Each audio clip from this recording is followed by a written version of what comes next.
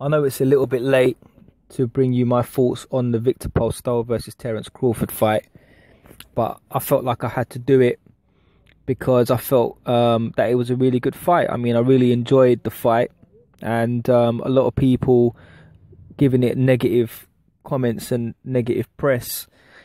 I mean, going into this fight, a lot of people thought it was 50-50 because Victor Postol was undefeated and he was a world champion. Likewise, Terence Crawford was undefeated and he was also a champion, so it was a unification fight. Both men relatively untested, I guess, and they were going into this fight, and it was a unification bout, so I guess it was a 50-50 fight, and I believe so. I believe that. But when Terence Crawford started the fight, the first couple of rounds, I think that both fighters were a little bit tentative. I think that they were just trying to suss each other out, and I figured Postol was going to dominate with the jab because you could see visibly and quite obviously that he had the reach advantage, and I thought that he was going to use that to his advantage and jab.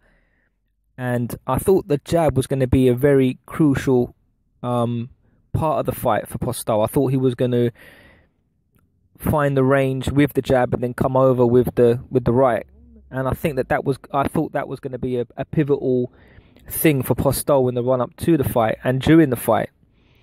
But Terence Crawford took it away from him, and I was wondering, why isn't Postol using the jab more, and why isn't he using that right hand? I saw earlier on in the fight, Crawford would come forward and Postol wouldn't use that right hand, and I thought, it's quite rangy. Why don't you use that jab? Why don't you use those tactics? And then as the fight went on, I could see that Terence Crawford was using a lot of movement, and the reason why Postol wasn't using the jab was because Crawford was using movement and he wasn't allowing him to set.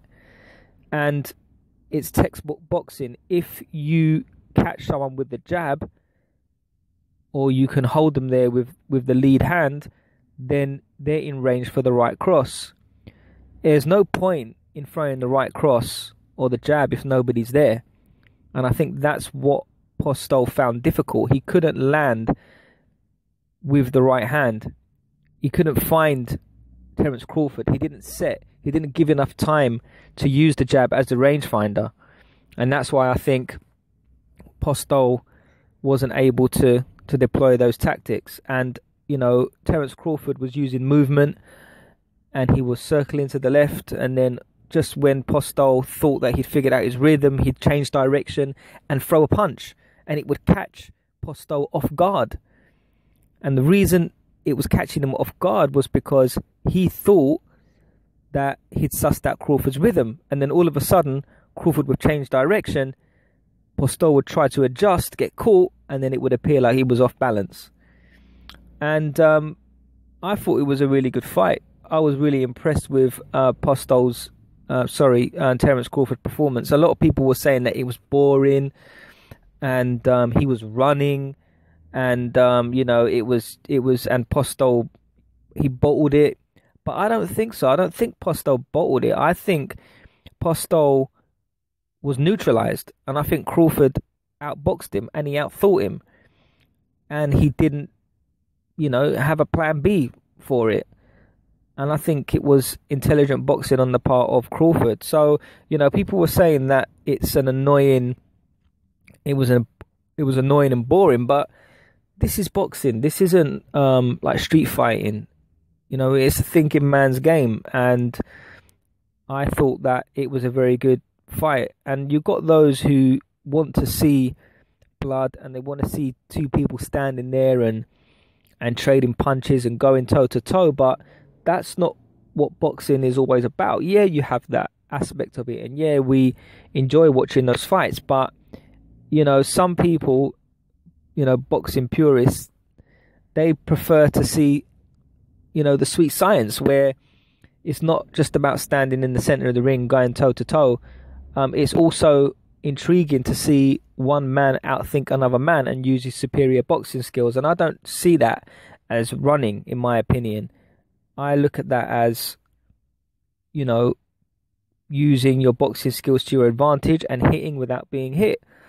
And I think Postol was outwitted and he was beaten to the jab by Crawford, which showed that sometimes range doesn't always mean anything and timing is perfect. So I think Crawford's jab worked better for him than it did for Postol. And when he threw his combinations together, he looked dangerous and Postol looked hurt. And we saw that a few occasions, particularly in round 5, when I believe it was round 5 when there were 2 knockdowns.